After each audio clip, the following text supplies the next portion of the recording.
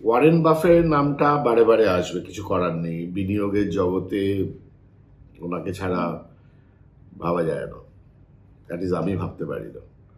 এবং আমাদের দেশেও বড় বড় ইনভেস্টর, যারা খুব নামকরা ইনভেস্টর, অনেক ওয়েলথ ক্রিয়েট করেছে, তারা প্রত্যেকেই স্বীকার করেছে যে আমরাও ওয়ারেন বাফেটকে ফলো করে আমাদের ওয়েলথটা ক্রিয়েট করেছি। অ্যাকচুয়ালি ওনার থিঙ্কিংয়ের মধ্যে খুব সরলতা আছে, সিম্পল লোক। যেমন ধরুন, বলছে যে create a smart spending foundation, সেটা মানেটা কি? যেমন despite being one of the richest person in the world, পৃথিবীর সব নামকরা বড় লোকের মধ্যে উনি পড়েন, তা সত্ত্বেও 70 বছরের পুরনো বাড়িতে এখনো থাকেন। কারণটা কি? কারণ উনি ডলারের ভ্যালুটা বোঝেন। তো আমরাও টাকার মূল্যটা বুঝবো যখন আমরা একটা স্মার্ট স্পেন্ডিং ফাউন্ডেশন তৈরি করবো। অ্যাকচুয়ালি আমাদের স্পেন্ডিং প্যাটার্নসগুলো আমরা খুব বেশি অ্যানালাইজ করি না, যে কোন খাতে কি খরচ আমরা করছি এবং কেন করছি। দেখা যাবে যে অনেকগুলো খরচই অ্যাকচুয়ালি আননেসেসারি, এবং সেটা ছাড়াও আপনার চলতে পারে, সেটা আপনার বিষয়। বিভিন্ন লোকের বিভিন্ন রকম ফাউন্ডেশন হবে। তবে বেসিক্যালি মিতব্যয়িতা সম্বন্ধেই উনি অলওয়েজ মেনশন করছেন এবং বলছেন যে 78% অফ দ্য আমেরিকানস যারা পে চেক পায়, অর্থাৎ স্যালারির রোজগারটা পায়, সেটা ক্রেডিট কার্ডে তার 78%ই তাকে দিয়ে দিতে হয়, বাকিটা সেখানে থাকে। কারণ এত বেশি প্লাস্টিক মানি নিয়ে এরা সারা আমেরিকায় চলছে, যে ইটস এ প্লাস্টিক ইকোনমি। তো সেটা ভালো নয়। ক্রেডিট কার্ড ব্যাপারটা ওনার একদম পছন্দ নয়। আমাদের অনেকের পছন্দ যে আচ্ছা ঠিক আছে, পকেটে ক্রেডিট কার্ড আছে, চট করে একটু খরচ টরচ করে নিই। বয়সের সাথে এটা একটু ডিপেন্ডেন্ট আমার ধারণা। যত বয়সটা বাড়বে তত এটার মধ্যে মিতব্যয়িতাটা আসবে। যতক্ষণ বয়স বাড়ছে না, একটু একটু একটু লাগাম ছাড়া খরচ করার একটা প্রবৃত্তি আসে। দেখুন, এগুলো হলে পর কি হয়, আপনি ইনভেস্টার হবেন না, সোজা কথা বলতে হবে। মানে এটা জ্ঞানবাজির ব্যাপার নয়। উনি এগুলো বলছেন, সেটার পয়েন্ট হচ্ছে যে মানে কোথায় খরচটা করব। খরচ করার তো জায়গা আছে, আমরা তো বেশিরভাগ লোক জানি না যে খরচটা কোথায় করব। কি হয়, স্ট্যান্ডার্ড ব্যাংকে টাকা পড়ে থাকে, এমার্জেন্সি খরচে লাগবে বলে, তারপরে এমার্জেন্সি খরচটা হয়তো হলো না, তো ব্যাংকে টাকা পড়ে গেল। খুব বেশি টাকা হয়ে গেলে হয়তো ফিক্সড ডিপোজিট হয়ে গেল, বাট এগুলো তো ইনভেস্টমেন্ট নয়। সুতরাং সেই পরিপ্রেক্ষিতে উনি খরচে মিতব্যয়িতার কথা বলছেন। ইনফ্যাক্ট একটা জায়গায় বলছেন যে রোজগারটা তুমি যা করছো তার আগে, রোজগারটা করার পরে তুমি আগে ইনভেস্টমেন্টটা করে ফেলো, যদি টাকা বাঁচে, এবং বাঁচাতে হবে কিছুটা, কারণ সাংসারিক খরচ টরচ তো আছে, তারপরে খরচ করো। ধরুন, এটা ভাবা এবং করাটা খুব ডিফিকাল্ট। আপনি স্যালারি ইনকাম পেলেন কি ব্যবসার ইনকাম পেলেন, আগেই আপনি ইনভেস্টমেন্ট করে বসছেন, তারপরে যে টাকাটা বাঁচলো সেটা দিয়ে আপনি সংসারে খরচ করছেন, এটা তো শতকরা 98% লোক করতে পারে না, করবে না। আর তার জন্যই হয়তো ভবিষ্যতের বড় লোক হওয়া থেকে বঞ্চিত হয়ে যাবে। এখন আমাদের স্ট্যান্ডার্ড ভাবনা চিন্তা ছিল যে আমার যে টোটাল রোজগার মাইনাস আমার যা খরচ, সেটা হচ্ছে সারপ্লাস। এই সারপ্লাসটা আপনার কাছে দুটো অপশান আছে। আপনি সেভিংস করতে পারেন থ্রু ফিক্সড ডিপোজিটস, আর ব্যাংকের কোনো স্কিম কি পোস্ট অফিসের কোনো স্কিম। জীবনমুখী ফাইন্যান্স বলে আমি একটা প্রোগ্রাম শুরু করেছি শ্যুট করতে, তো সেখানে এইসব দিয়ে অনেক আলোচনা পাওয়া যাবে। ফ্রি কোর্স আমাদের শেয়ার করার ওয়েবসাইটে এসে যাবে, আপনারা জানতে পারবেন যারা ইউটিউব সাবস্ক্রাইবার। তো সেখানে এগুলো ডিটেলসে আলোচনা করেছি। বাট যেটা উনি বলছেন যে আমরা কি বলা সারপ্লাসটা, যেটা বলছিলাম, সারপ্লাসটা সেভিংস করি কিংবা ফিক্সড ডিপোজিট করি কি পোস্ট অফিস কিছু করি, ঠিক ইনভেস্ট করি না, সেটা ভুল নাম্বার 1। এবং সেখানে উনি বলছেন যে ওইটা ইনভেস্ট করতে হবে। এখন নতুন করে বলছেন যে রোজগার যেটা আছে আগে ইনভেস্ট করে নাও, তারপরে যেই টাকাটা বাঁচবে সেটা খরচ টরচ করো। অর্থাৎ খরচটার ওপর উনি একটা লাগাম টেনে দিচ্ছেন আগে থেকে, যে খরচটা আমার লিমিটেড অ্যামাউন্টে হতে পাবে। এই খরচটা উনি বলছেন মজা করে যে এই ইনভেস্টমেন্টটা করলে পর একটা সময় ইনভেস্টমেন্টের রিটার্নটা তোমাকে বাড়তি খরচ করতে সাহায্য করবে।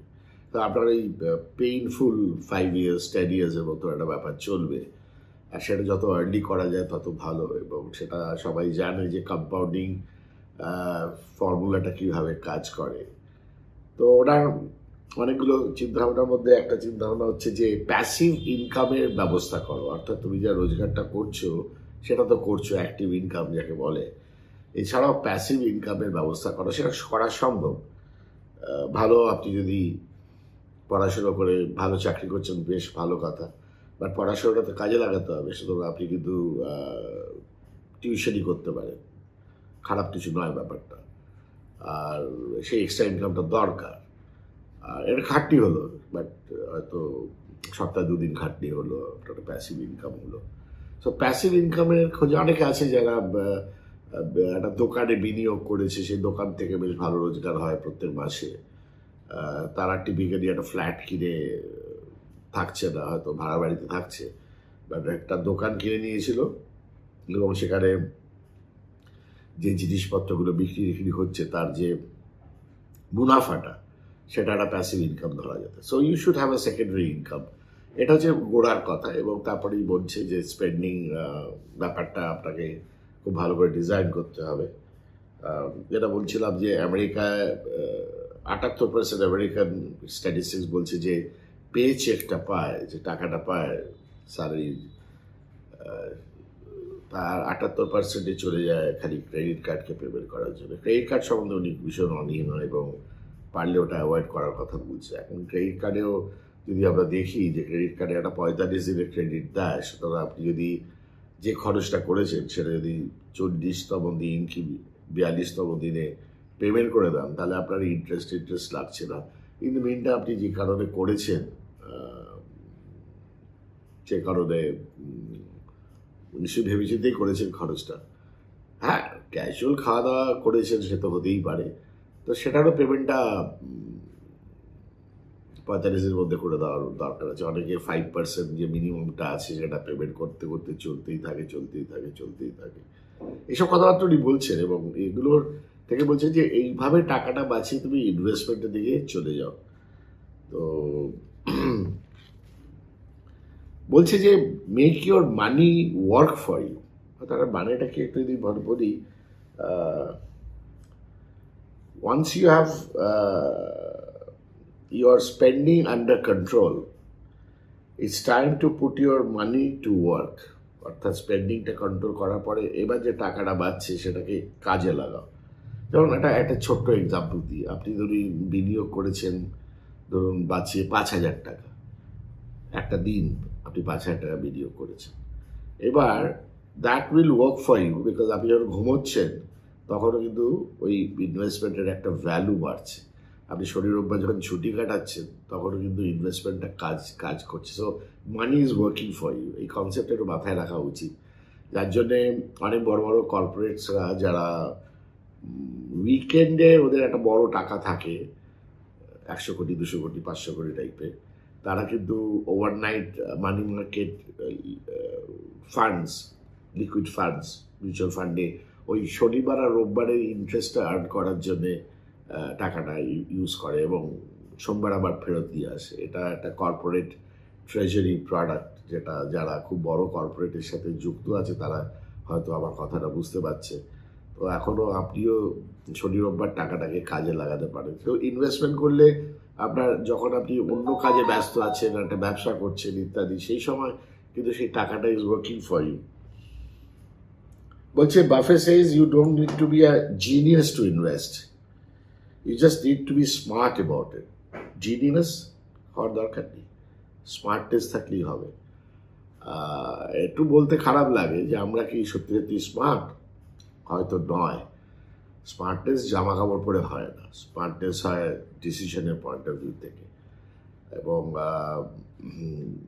আমি একজন খুব বড় লোক ব্যক্তিকে চিনি, বন্ধু টাইপের। তো আমি জিজ্ঞেস করলাম, বাহ খুব সুন্দর শার্টটা পরেছে তো। বললো হ্যাঁ, কেমন দাম হলো? তুমি যখন কিনেছো নিশ্চয়ই দামি শার্ট হবে। তা আন্দাজটা কি? 1,000 তো হওয়া উচিত মিনিমাম। বলে হ্যাঁ, দারুণ বলেছে। আমি ওই পাল্লায় পড়ি না। আমি রিসেন্টলি থাইল্যান্ড গেছিলাম, ওখানে রাস্তায় 150 থেকে 200 টাকায় শার্ট পাওয়া যায়, সাদা শার্ট, সঙ্গে একটু প্রিন্ট ইত্যাদি ইত্যাদি, ড্রাগনের ছবি কি, হাতির ছবি কি। তা আমি এরকম 1 ডজন কিনে ফেললাম 200 টাকা করে। তো 2,400 টাকায় 12টা শার্ট হয়ে গেছে। পরবো, 2 মাস পরে ফেলে দেবো, কিংবা কাউকে দিয়ে দেবো, কিংবা যা হয়। এখন এটা very smart way of dressing up. He looks very good in that, এটা অনেক বছর আগের কথা বলছি। তো সেটা আমিও অক্ষরে অক্ষরে পালন করি। তবে আজকের শার্টটা থাইল্যান্ডের 200 টাকা শার্ট নয়, সেটা অন্য কথা। এটা আমাদের বাংলাদেশের শার্ট, তো দামি শার্ট, সেটা অন্য কথা। পছন্দ হয়েছে বলে কিনেছিলাম। অনেকভাবে ছোট ছোট কথা বারে বারে ভিডিওর মাধ্যমে বলার খুব ইচ্ছে আছে। একসাথে বলছি না, হজম করতে পারবেন না, হজম করার শক্তিও নেই বোধ হয়। আগামী দিন আর একটা বলবো অনেক বাফে, সেটা দেখুন এই দুটো মিলিয়ে হজম করতে পারবেন। ধন্যবাদ। হাই, আমি শেয়ার করো টিম থেকে জাস্ট একটা ইনফরমেশন দিতে চাই যে আগামী 23শে সেপ্টেম্বর আমাদের একটি অনলাইন লাইভ ক্লাস শুরু হতে চলেছে, বেশ অনেক দিন বাদে, যেটা হচ্ছে মাস্টার ক্লাস প্লাস। এটা সপ্তাহে 3 দিন করে হবে, সোম বুধ শুক্র সন্ধ্যা 7টা থেকে 8:30। যে স্টুডেন্টসরা আরো ইন ডিটেলস এই কোর্সটির বিষয়ে জানতে চান, তারা ডেসক্রিপশনে একটি লিঙ্ক দেওয়া আছে, অবশ্যই সেখানে গিয়ে আপনার নাম, মেল আইডি, ফোন নাম্বার দিয়ে দেবেন। আমাদের টিম আপনার সাথে যোগাযোগ করে নেবে। ধন্যবাদ।